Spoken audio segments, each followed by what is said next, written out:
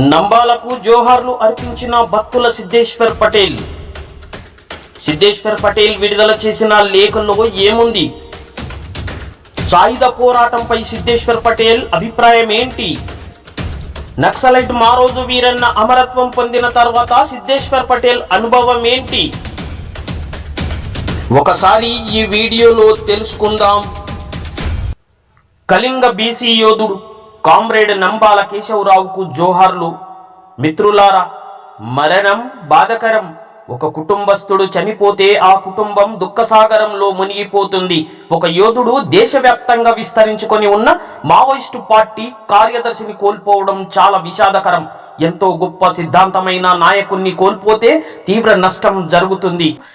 మా నాయకుడు మారోజు వీరన్నను కోల్పోయాక ఎంతో ప్రయత్నించినా సంస్థను నిలబెట్టుకోలేకపోయినాం. చివరికి సమాజపు జాలి చూపులు, అవమానాలు, అనుమానాల మధ్యన వ్యక్తులుగా ఆయన ఆశయ సాధన కోసం కృషి చేస్తూ జీవిస్తున్నాం. పుట్టిన ప్రతి మనిషికి చావక తప్పదు. కాకపోతే కొద్దిగా వెనుక ముందు అంతే. యుద్ధంలో లేకపోతే బతికి ఉండేవాడేమో అనుకుంటాం, కానీ ఒక సాధారణ మనిషిని కూడా ఎన్నో ప్రమాదాలు వెన్నంటే ఉంటాయి. కరోనా మరణాల కాలం చూసినాం. రోడ్డు మీద జరుగుతున్న అనేక ప్రమాదాలు చూస్తూ కూడా ప్రమాదానికి సిద్ధపడి డ్రైవింగ్ చేస్తూనే ఉంటాం. సాధారణంగా ప్రతి మనిషి చావుకు సిద్ధపడే జీవిస్తుంటాడు. సిద్ధంగా లేకున్నా తప్పదు. గత నెల రోజులకు పైగా కాల్పుల విరమణ జరగాలని పౌర సమాజం తరపున ఎంతో మంది కోరుతున్నారు. మావోయిస్టు పార్టీ కూడా ఆ విషయంలో సరిగ్గానే స్పందించింది. చర్చకు సంసిద్ధత వ్యక్తం చేసింది. అయినా కేంద్రం మొండిగా చర్చలకు సిద్ధపడడం లేదు. చివరికి అనుకున్నంత అయ్యింది. మావోయిస్టు పార్టీ అధినేత నంబాల కేశవరావుతో పాటు మరింత మందిని కోల్పోవడం జరిగింది. వారు భారత మాత బిడ్డలు. నంబాల కేశవరావు ఒక కళింగ బీసీ బిడ్డ. మావోయిస్టు ఉద్యమానికి కేంద్ర కమిటీ ప్రధాన కార్యదర్శి. ఈ దేశానికి ప్రధానమంత్రి నరేంద్ర మోడీ బీసీ. ఇద్దరు బీసీలే. మరి ఎందుకు ఈ యుద్ధం జరుగుతుంది? ఈ యుద్ధంలో అటు ఇటు ఎంతో మంది బీసీలు చనిపోతుంటారు. ఇద్దరి సిద్ధాంతాలు చెప్పుకోవడానికి ఏవైనా ఆలోచనలో నరేంద్ర మోడీ దేశ సంపదను ఆదాని అంబానీలకు దోచిపెడితే దేశం స్థిరంగా ఉంటుందని నమ్ముతుంటాడు. అమరుడు కేశవరావు దేశ సంపదను ప్రజలకు పంచితే దేశం ప్రజలు బాగుంటారని నమ్ముతాడు. సరే, ఎవరి నమ్మకాలు వారివైనా చంపుకోవడం ఎందుకు?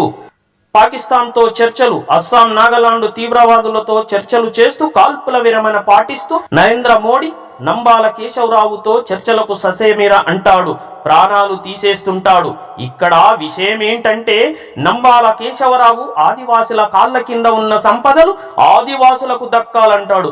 రాజ్యాంగంలోని 5వ షెడ్యూలును అమలు చెయ్యాలంటాడు. భూములపై ఆదివాసులకు పట్టాలివ్వాలంటాడు. రాజ్యాంగం ప్రకారమే నరేంద్ర మోడీని నడుచుకోమంటాడు. రాజ్యాంగం ప్రకారం అధికారంలోకి వచ్చిన నరేంద్ర మోడీ తుపాకీ పట్టుట రాజ్యాంగ వ్యతిరేకమంటాడు. అప్పటికి వీరేదో రాజ్యాంగాన్ని అనుసరిస్తున్నట్టు.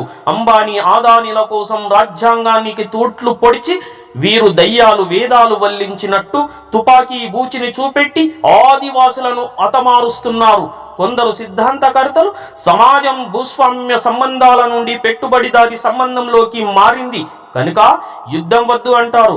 ఏ సంబంధాలు అయినా కానియండి, యుద్ధం ఎవరు కోరుకుంటారు? ఏ మాట కామాటే చెప్పుకోవాల్సి వస్తే జనజీవన స్రవంతిలోకి వచ్చిన వారం ఏం పొడుస్తున్నాం? ఏదో ఒక కారణంతో బయటికి వచ్చిన వారిని హీనంగా చూస్తుంటారు. సాయుధంగా ఉంటేనే లెక్క చేయని వారు ఆయుధం వదిలేశాక లెక్క చేస్తారా? అవమానాలు, అనుమానాలు జరుగుతూనే ఉంటాయి.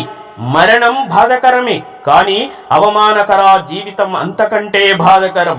భారత ప్రభుత్వం ఆదాని అంబానీల కోసం మరింత ఎక్కువగా దోచిపెట్టడానికి మరింత క్రూర నిర్బంధాలు కొనసాగిస్తుంటే కొందరు మేధావులు భూస్వామ్య సమాజమా, పెట్టుబడిదారి సమాజమా, సాయుధ పోరాటానికి కాలం చెల్లిందంటూ పండిత చర్చలు చేస్తుంటారు.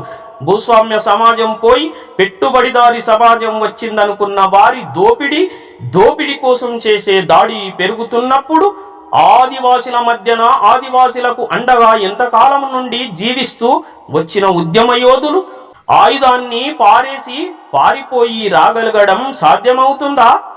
ఆలోచించుకోవాల్సిన సందర్భం ఇది. ఈ సందర్భాన్ని కూడా ఆయుధాన్ని వదిలేయండి అని చెప్పడానికి వాడుకుంటారు. బాధ్యతలు లేని సలహాలు ఇస్తుంటారు. కాల్పుల విరమణకు కేంద్రాన్ని ఒప్పించే ప్రయత్నంలో చిత్తశుద్ధి ఉండదు. ముందు చిత్తశుద్ధితో ఆ పని చేయండి. రాజ్యాంగం ప్రజాస్వామ్యం అంటున్న వారికి మేం ఒకటే చెప్పదలుచుకున్నాం. పార్లమెంటులో బీసీ జనాభా దామాష ప్రాతినిధ్యం సంపాదించుకున్నప్పుడే ఈ దేశంలో అగ్రకులాల ఆధిపత్యం అంతరిస్తుంది. నిజమైన ప్రజాస్వామ్యం ఉంటుంది. రాజ్యాంగం రక్షించబడుతుంది. ఆదాని అంబానీ దోపిడీ ఆగిపోతుంది. అప్పుడు ఆయుధం అవసరం తీరిపోతుంది. ఈ మరణాలు శాశ్వతం ఆగిపోతాయి. కళింగ బీసీ బిడ్డ కామ్రేడ్ నంబాల కేశవరావుకు మరోసారి జోహార్లు అర్పిస్తూ ఇట్లు బత్తుల సిద్ధేశ్వర్ పటేల్, బీసీ ఆజాదీ నేత.